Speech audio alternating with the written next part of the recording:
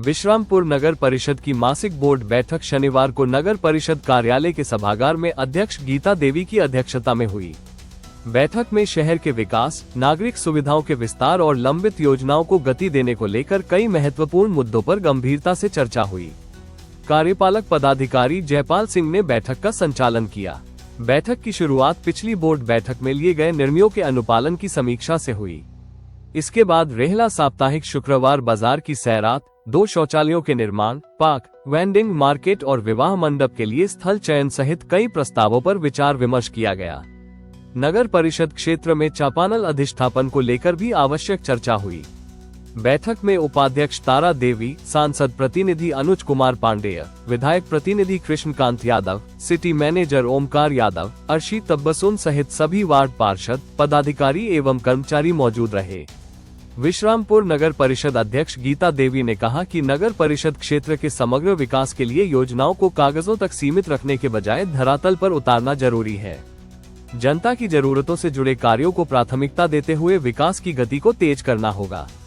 उन्होंने विकास योजनाओं के क्रियान्वयन में बेहतर समन्वय स्थापित करने और कार्यों में तेजी लाने पर जोर दिया।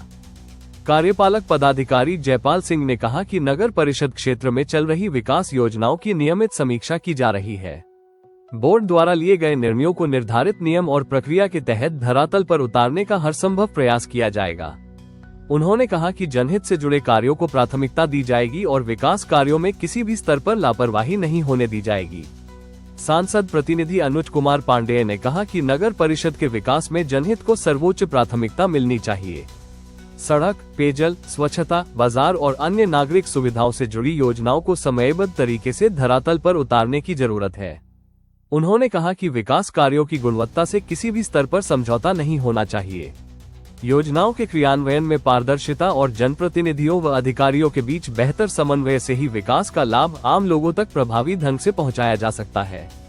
क्षेत्र की आवश्यकताओं के अनुरूप लंबित योजनाओं को आगे बढ़ाने और नई जरूरतों के आधार पर प्रस्ताव तैयार करने में हर संभव सहयोग किया जाएगा। बैठक में वार्ड पार्षदों ने अपने अपने क्षेत्रों की समस्याओं और नागरिकों की आवश्यकताओं को प्रमुखता से रखा। पेयजल, शौचालय, बाजार और सार्वजनिक सुविधाओं से जुड़े मुद्दों पर भी चर्चा हुई। संबंधित अधिकारियों ने समस्याओं के समाधान के लिए आवश्यक कार्रवाई का भरोसा दिलाया। बोर्ड बैठक में हुई चर्चा और लिए गए निर्णयों से शहर में विकास कार्यों को नई गति मिलने की उम्मीद जगी है। अब इन प्रस्तावों के धरातल पर उतरने का इंतजार है ताकि बोर्ड में उठे जनहित के मुद्दे वास्तविक रूप से नागरिकों की सुविधा और राहत में बदल सकें।